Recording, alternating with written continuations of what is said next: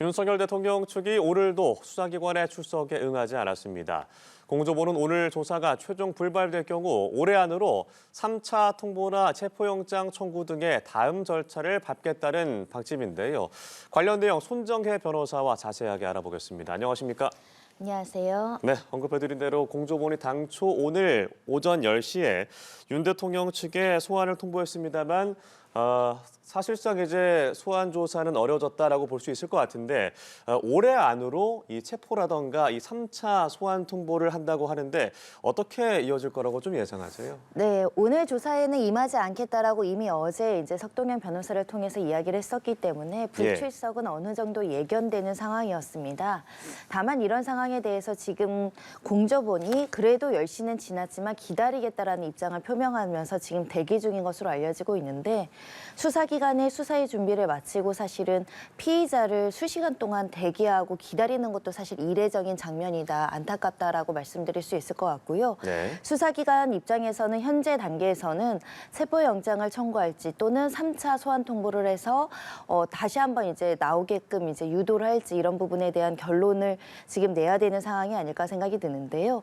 이번 달 안에 필요한 조치를 한다라는 것은 소환 통보를 다시 하고 그마저도 지키지 않았을 경우에는 영장 청구를 검토할 것으로 예상되는 입장으로 해석됩니다. 예, 사실 올해가 일주일도 남지 않았기 때문에 어떻게 처리를 할 것인지 궁금해지기도 하는데 사실 검찰 통보까지 합하면 지금까지 4차례 이 소환에 불응한 거거든요. 그러니까 소환을 요구했을 때 계속 불응하는 게 반복될 수는 없는 것이고 말씀하신 대로 체포영장의 청구 요건은 어떤 게 있습니까? 사실은 공조본이 조금 더 수사의 의지와 수사기관으로서의 주체성을 가져야 되는 시점이 아닐까 생각이 듭니다. 왜냐하면 이미 헌재 심판 받고 수사를 그 다음에 했으면 좋겠다라는 석동현 변호사의 어떻게 보면 입장이 나와 있는 것이라면 지금 올해 안에도 소환에 응하겠다라는 의사가 아니라 올해도 소환에 응하지 않겠다는 의사를 이미 언론을 상대로 국민들에게 표했다고 한다면 소환 불응에 대한 의사표시는 명확하게 드러났다. 그렇다면 수사기관이 신병 확보 절차에 가는 것이 통상적으로 해야 될 절차가 아닐까라는 생각이 들고요. 그런 만큼 대통령의 신분이라고 하더라도 수사의 긴급성과 필요성이 지대하게 인정되는 사안이라면 관련된 절차를 신속하게 하는 것이 타당하지 않을까 생각이 들고요. 예를 들면 대통령이기 때문에 지금 계속적으로 소환이나 이런 것들에 대한 조율의 기회를 준다고 하지만 국방부 장관 같은 경우는 굉장히 짧은 시간 안에 긴급 체포하고 구속영장이 발부됐거든요. 예. 그만큼 수사의 필요성이 있다라고 한다면 그에 따른 절차를 하는 것이 합당합니다. 예, 또 야권에서는 또 대통령의 텔레그램 계정을 탈퇴한다거나 증거인멸을 시도한다라는 주장을 하고 있기도 합니다. 말씀하신 대로 이게 신병 확보가 어려운 상황이라면 제3의 장소에서 대면 조사를 하거나 아니면 방문 조사를 하거나 서면 조사를 하거나 어떤 또 방법들이 또 있습니까? 만약에 서면 조사나 대면 조사를 한다고 한다면 국민들 입장에선 특혜 조사 논란이 야기될 수밖에 없습니다. 예. 현직 대통령의 신분과 예우를 존중하는 것은 타당하나 현재 우리가 내란죄와 외환죄는 유일하게 현직 대통령 신분에서도 수사와 구속이 가능한 범죄로 지금 분류되어 있다는 것은 헌법 질서를 파괴하는 행위에 대해서 중대하게 엄중하게 다스리겠다라는 의지가 우리 헌법과 형법의 내용이라고 했을 때 지금 증거인멸이 이루어지고 있고 증거인멸 지시가 이루어졌다라고 한다면 그만큼 수사를 신속하게 해야 되는 입장이고요.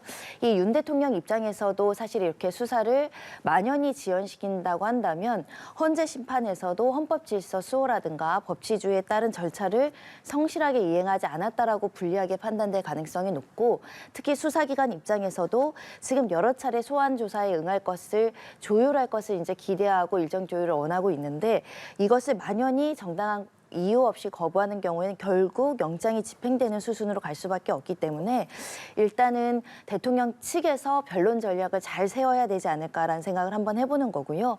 대통령이지만 삼권 분립의 엄연한 현실 속에서 수사기관의 수사의 어떤 절차의 지휘권과 주도권을 갖고 있는 겁니다. 예. 그런데 조사를 받는 주체에서 우리는 이건 먼저 하고 저건 나중에 하겠다라고 할 수 있는 권한과 지혜에 있는 것이 아니라고 한다면 이 상권 분리 그리고 법 앞에 평등한 정신에 따라서 그래도 올해는 영장에 의한 집행이 아니라 스스로 소환되는 것이 타당하지 않을까 생각이 들고요.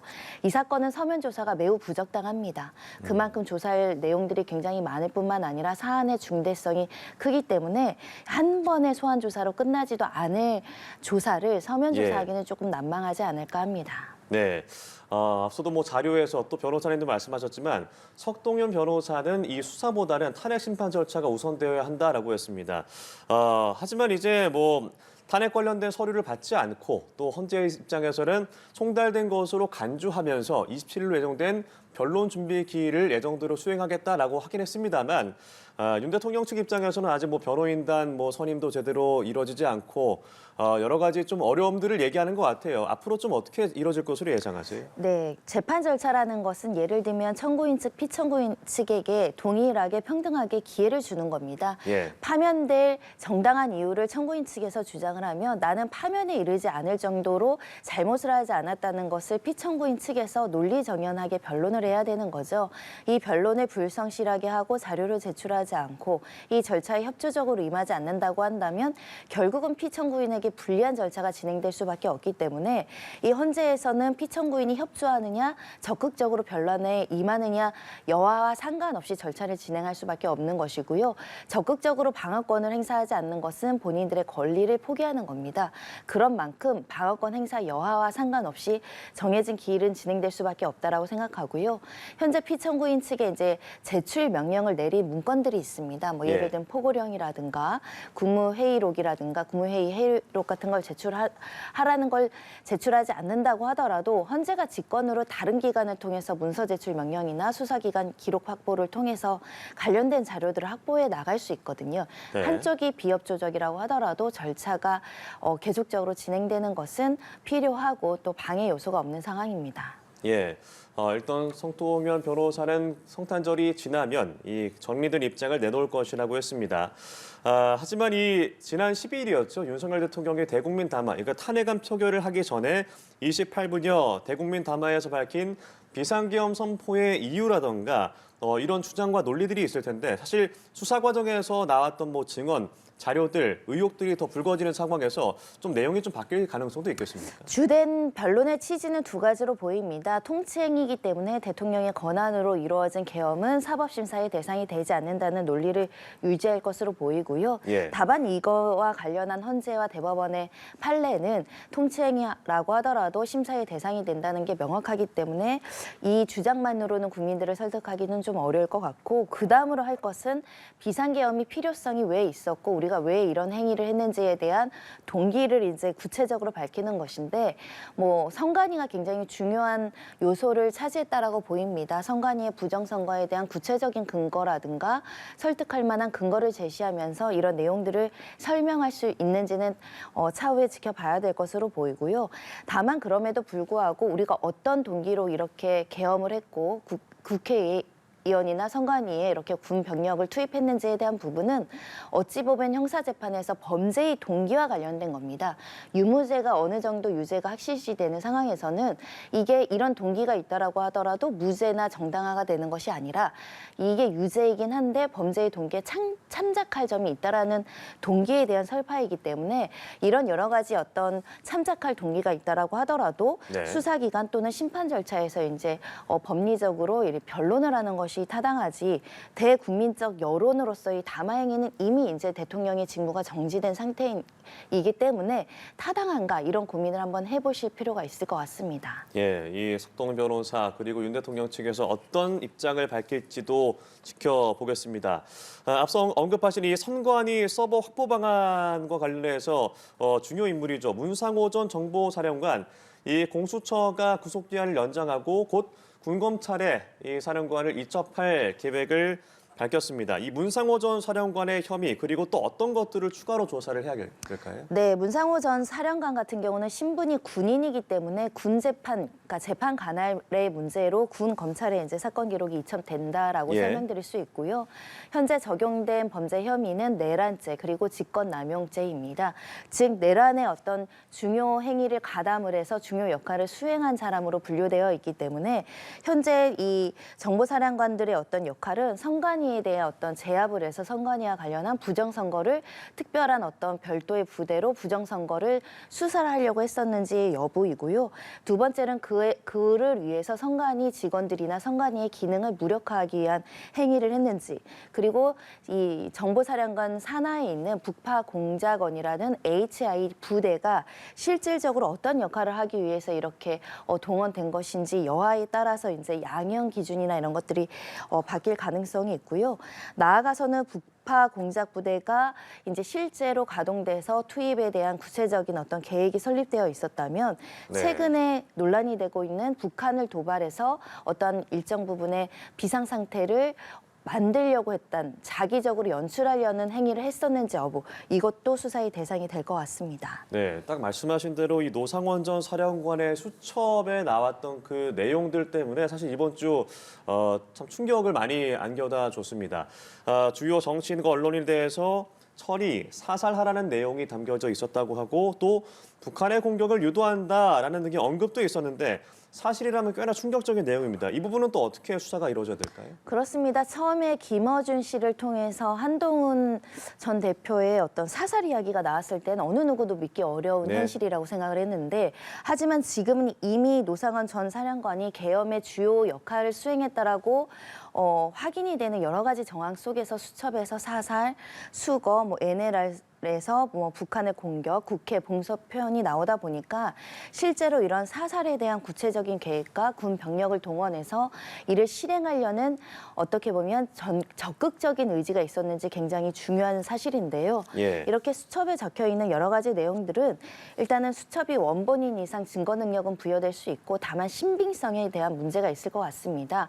개인이 작성한 업무 일지가 아니라 개인의 수첩이 기록되어 있는 것은 개인적인 생각에 그쳤느냐, 아니면 계엄 지휘부와 이 역할을 중요 부분을 수행했던 사람들과 모종의 역할과 모의를 통해서 정리된 내용이냐, 이것이 굉장히 중요할 것 같아서요.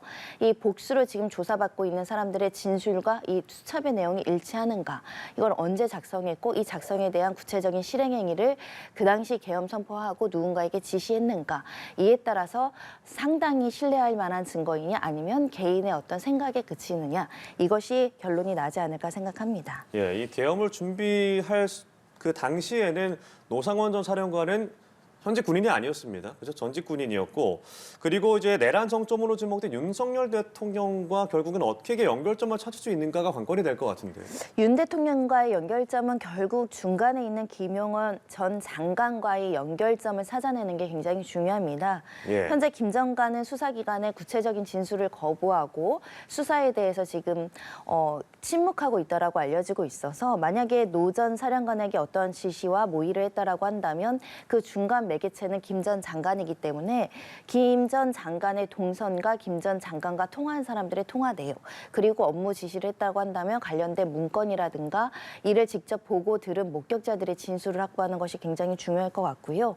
그와 더불어서 노 전 사령관이 이 전직 신분이긴 하지만 자신들의 후배들에게 이것을 어떻게 전달했는지에 대해서 그 후배 사령관이나 대령들에 대한 진술도 굉장히 중요해서 예. 그 햄버거집 해동 4인방의 진술로서 어떤 지시를 받고 어떤 지시를 전달했는지가 굉장히 중요할 것 같습니다. 예, 그리고 경찰은 이 수첩 내용이 단편적인 단어의 조각들이라고 했습니다. 이 단어 조각들이 실제 법적 공방 과정에서 증거로 얼마나 효력이 있을지도 궁금한데요. 네, 결국 증거의 신빙성일 것입니다. 개인이 작성한 이 수첩의 내용이 실제로 증거 능력을 부여하고 높은 신빙성으로 유죄를 입증한 증거가 된다라고 한다면 예. 결국 단편적인 조각이 구체적으로 실행 계획이 있었다. 그리고 실행 계획 따라서 비상계엄 이후 지시가 내려갔다라는 정황을 확보하는 것이 굉장히 중요할 것 같고요. 특히 사살과 북한에 대한 공격과 관련해서는 실제 관련된 부대에 이런 준비 행위가 있었는가, 준비 행위를 통해서 실제 이 부대들이 행동할 만큼의 구체적인 어떤 지령과 계획이 설립되어 있는지가 굉장히 중요한 상황이라서 결국 군 수뇌부와 계엄 지휘군이 그 당시에 어떻게 움직이기로 했는지 그 모의의 내용들을 밝히는 게 굉장히 중요할 것 같습니다. 네, 알겠습니다. 오늘 말씀 여기까지 들어보죠. 지금까지 손정혜 변호사와 자세한 내용 알아봤습니다. 고맙습니다.